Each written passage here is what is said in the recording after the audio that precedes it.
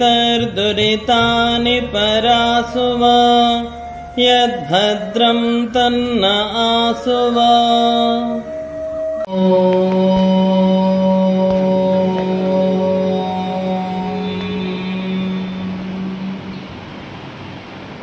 ईशावास्यमिदं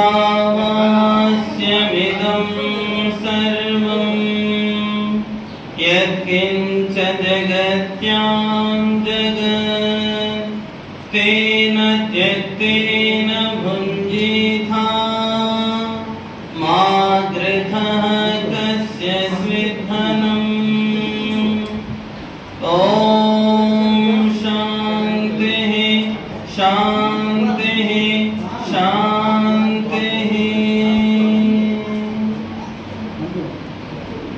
ఉపస్థితులైన పెద్దలు పూజ్యులు కోదండపాణి గారు, ఆర్య సమాజం అనంతపూర్ యొక్క సమస్త పదాధికారులు, భద్ర పురుషులు, మాతృశక్తి పిల్లలు, ఈరోజు మనం అత్యంత శ్రద్ధాభక్తితో మహర్షి దయానందుని యొక్క 201వ జన్మోత్సవాన్ని మనం అగ్నిహోత్రం ద్వారా ప్రారంభించి వారి యొక్క జీవిత ఘట్టాలను 2-3 ఇప్పటి వరకు మన పెద్దలు సూచించారు. అదే జీవిత ఘట్టాల ద్వారా మన జీవితంలో ఆచరించే సంకల్పాలను గురించి, మనం చేసే కర్తవ్యాల గురించి మనం ఈరోజు చర్చించుకుంటాం. నిజానికి మన అందరి అదృష్టము ఈ సంవత్సరమే ఆర్య సమాజాన్ని స్థాపించి 150 సంవత్సరాలు పూర్తయింది. దాన్ని పురస్కరించుకొని ఎక్కడైతే మహర్షి దయానందుడు మొట్టమొదటిసారిగా బొంబాయిలో కాకడవాడి ప్రాంతంలో ఆర్య సమాజాన్ని స్థాపించారో అక్కడ మహా సమ్మేళనాన్ని కూడా ఈ యొక్క మార్చ్ 29, 30 తేదీల్లో అక్కడ నిర్వహిస్తూ కూడా ఉన్నారు. మరి 150 సంవత్సరాలు ఈ సమాజాన్ని స్థాపించి, అదేవిధంగా ఋషి దయానందుడు జన్మించి 201 సంవత్సరాలు పూర్తయిపోయినాయి. 202వ సంవత్సరము రేపటి నుండి ప్రారంభమవుతుంది. అంటే అన్ని వందల సంవత్సరాల నుండి కూడా ఋషి ఆశయాలను మనం అందరం కూడా తెలుసుకుంటూ ఇక్కడి వరకు రావడం జరిగింది. మరి మనం ఏం సాధిస్తున్నాము, జనులకు ఏం తెలియపరుస్తున్నాము అనే విషయాన్ని మనం కొద్దిగా చర్చించుకోవాలి. సమాజ సిద్ధాంతం అంటే ఏంటి, దాన్ని పాటించడం వల్ల కలిగేటటువంటి ప్రయోజనాలు ఏంటి, ఆధునిక యుగంలో దాని వల్ల కలిగే ప్రయోజనాలు ఏమైనా ఉన్నాయా అనే విషయాన్ని మనం ముందుగా ఆలోచించుకోవాలి. ఎందుకంటే మన పెద్దలు ఆ కాలం నుండి వస్తున్నారు, వాళ్ళ విషయాలు తెలుసుకుంటున్నాను. జీవితంలో సుఖాన్ని అనుభవించారా, దుఃఖాన్ని అనుభవించారా, అది వారికి తెలుసు. ఆ అనుభవాలను మనకు అందజెప్తే మనం దాంట్లో ప్రవేశించాం. దుఃఖాలను కనుక పొందితే మనం ఈ యొక్క మార్గంలో వచ్చేవారము కాము. వారు సుఖాన్ని అనుభవిస్తేనే మనం ఇక్కడి వరకు వచ్చి ఉన్నాం.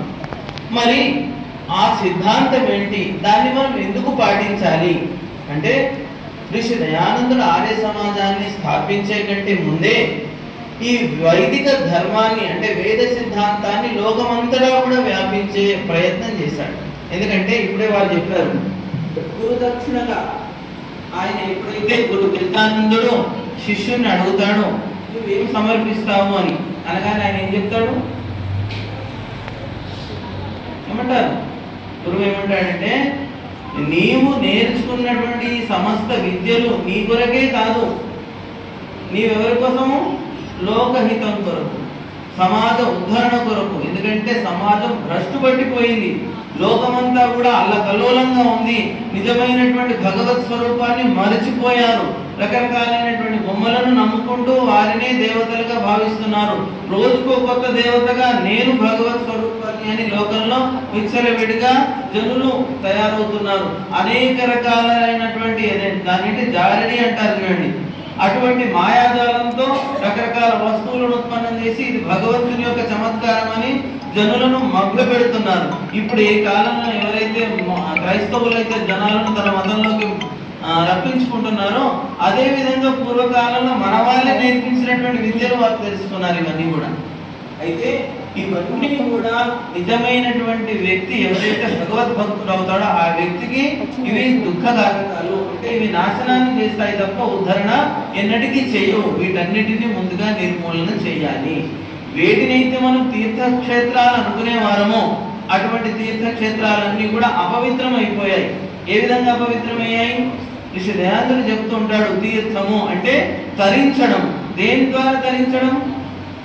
బౌద్ధికమైనటువంటి విచారాల ద్వారా తనను తాను తరించుకోవడం.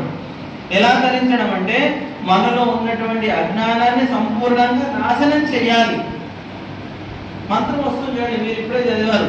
అంధంతమః ప్రవిశంతి ఏ అవిద్యాముపాసతే తతో భూయేవ తేతమో యౌ విద్యాయామృతాః. ఏమంటున్నారు ఇక్కడ? ఎవరైతే అవిద్యను ఉపాసిస్తారో ఘోరమైన అంధకారంలో మునిగిపోతారు. దాంట్లో నుండి బయటకు రావడం కష్టం. ఎప్పుడైతే ఏ విద్యనైతే ఉపాసిస్తాడో ఆ వ్యక్తి ఉన్నతమైనటువంటి శిఖరంలో అధిరోహిస్తాడు. అటువంటి విద్యావంతులం కావాలి అంటే మనము తీర్థము ద్వారా తరించాలి. ఆ తీర్థ క్షేత్రాలు ఏమైపోయాయి? కేవలం పేరు మాత్రమే తీర్థంగా మారాయి. పూర్వకాలము ఆ తీర్థక్షేత్రాల్లో గురువుల యొక్క స్థానము అంటే ఆశ్రమాలు అక్కడక్కడ ఉండేవి. అటువంటి ఆశ్రమాలలో గురువులు తమ సంపూర్ణ విద్యా విజ్ఞానాన్ని శిష్యులకు చెప్పేవారు. అంటే అధ్యాపన కార్యక్రమాలు ఆ ప్రాంతంలో చాలా ఎక్కువగా జరిగేవి. ఆ స్థానానికి మనలాంటి వారం వెళ్ళి సందర్శించి ఏ గురువు గారు గొప్పవారు, ఎవరి దగ్గర ఎంత విజ్ఞానం ఉంది, ఏ వ్యక్తి దగ్గర ఎటువంటి శాస్త్ర జ్ఞానం ఉంది, దానివల్ల నా పుత్రులు నా సంతానం ఏ విధమైనటువంటి జ్ఞానాన్ని పొంది లోకహితాన్ని చేయగలుగుతారనే విషయాన్ని తెలుసుకోవడానికి అక్కడికి వెళ్ళి వారిని సందర్శించి వారిని కలిసి వారి జ్ఞానాన్ని కొంచెం తీసుకొని అప్పుడు వారి పిల్లలను ఏ గురువు దగ్గరికి అప్పగించాలనేటువంటి విషయాన్ని నిర్ణయించేవారు. అలా అప్పగించి శిష్యుడు అంటే ఈ యొక్క వ్యక్తి యొక్క సంతానము విద్యావంతుడు ఆయన దగ్గర పూర్తయిన తర్వాత తనను మళ్ళీ లోకహితం కొరకే ప్రయత్నం చేయడమే తరించడం. అటువంటి ప్రాంతాన్ని ఏమంటారు? తీర్థము అంటారు. అవి ఏమైపోయాయి? ఇప్పుడు మునగండి లేవండి, తరించిపోయారు. దేంట్లో మునగండి అంటే ఏం కనిపిస్తే దాంట్లో మునగండి. ఇవి ఏమి అని కాదు. అలాగనే ఈ క్రైస్తవులు కూడా మనల్ని ముంచుతున్నారు, తీస్తున్నారు. మీరు దీంట్లో మునిగి లేవగానే మీ హిందూ మతం పోతుంది, మేము చెప్పినటువంటి క్రైస్తవ మతం మీ పైన ఆపాదింపబడుతుంది. జలం యొక్క గుణం ఏంటి? అద్భిర్గాత్రాన్ని శుద్ధ్యంతి. ఆ జలం ఏంటి? మన గాత్రం శరీరాన్నే శుద్ధిపరుస్తుంది. ఎక్కడెక్కడ మైల ఉందో దాన్ని శుద్ధి చేస్తుంది. అంతేగాని మనలో ఉన్నటువంటి చెడును తొలగిస్తుంది. మనః సత్యేన శుద్ధ్యతి. దేనివల్ల మనసు శుద్ధపడుతుంది? సత్యం ద్వారా.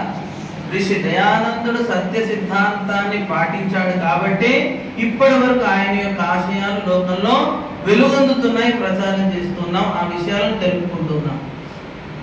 ఏ వ్యక్తి అయితే మళ్ళీ శ్లోకంలో చెప్తున్నారు, విద్యాతపోభ్యాం భూతాత్మ బుద్ధిని జ్ఞానేన శుద్ధ్యతి. విద్య ఏదైతే తపస్సు ద్వారా శుద్ధమవుతుంది. విద్యను మనం స్వీకరించి దాని వల్ల మనం చాలా గొప్ప వాళ్ళం కావచ్చు. అటువంటి వ్యక్తి జ్ఞానం ద్వారా తన బుద్ధిని శుద్ధి చేసుకుని లోకహితం కొరకు ప్రయత్నం చేయాలి. అదే ఆర్యుని యొక్క కర్తవ్యం అని భావించాలి. వీటన్నిటిని మనం జీరో చేసేసాం. ఏం చేసాము? సత్యము లేదు, విద్య లేదు, జ్ఞానము లేదు. ఇవన్నీ ఎక్కడికి పోయాయి? ఆ గంగలో కలిసిపోయాయి. ఏమున్నాయంటే ఇంతకుముందు వ్యక్తి కడుక్కున్నటువంటి పాపాలు ఏవైతున్నా మన పేద రుద్దుకున్నాం. మన దగ్గర అయితే లేకుండే, కానీ అంతకుముందు వాళ్ళైతే అదే భావనతో మునిగారు కదా. ఏమని? నా పాపాలన్నీ దీంట్లో పోతాయి అని. ఇదన్నీ పోయాయేమో. ఒకవేళ పోతే మనం పోతే మనకు అంటుకున్నాయి. అంటుకుంటాయి లేవు. ఒక దగ్గర మురికి నీళ్ళు ఉన్నాయి. ఆ నీటితో మీరు శుద్ధి చేసుకుంటే శుద్ధం అవుతారా, అపవిత్రం అవుతారా? అవుతారా? అవుతారా కాదు? మూడు నీళ్ళు ఉన్నాయి, వాటిని తీసుకొచ్చి స్నానం చేస్తామంటే ఏమవుతుంది? అంతకుముందే మీరు ఇంకా శుద్ధంగా ఉన్నారు. అవి ఏమవుతున్నాయి? అవి నీళ్ళే కదా. ఉపయోగం వస్తాయా? ఉపయోగపడవు. అట్లాగే మన బుద్ధిలో కూడా మురికి ఉంది. ఆ మురికిని ముందుగా ఏం చేయాలి? శుద్ధం చేసుకోవాలి. సంధ్యోపాసనలో చెప్తారు చూడండి, అఘమర్షణ మంత్రాలు తోమండి అంటారు. అక్కడ దేన్ని తోమాలి? బుద్ధిని, మనస్సును, ఆత్మను అన్నిటినీ కూడా పవిత్రం చేయండి. ముందు పవిత్రం చేస్తే పవిత్రత వస్తుంది. అక్కడ పవిత్రతనే లేదు. లేనప్పుడు ఏమవుతుంది? మంచి విషయాలు దాంట్లో ఉండవు. ఆ మురికి నీళ్ళలో నువ్వు ఎంత మంచి పాలు పోసినా కూడా అది పనికి రాకుండానే. మన వేద జ్ఞానం కూడా అమృతం లాంటిది. ఆ అమృతాన్ని తీసుకెళ్ళి అక్కడ పోస్తే నిష్ప్రయోజనం, ఉపయోగం లేకుండా పోతుంది. అందుకని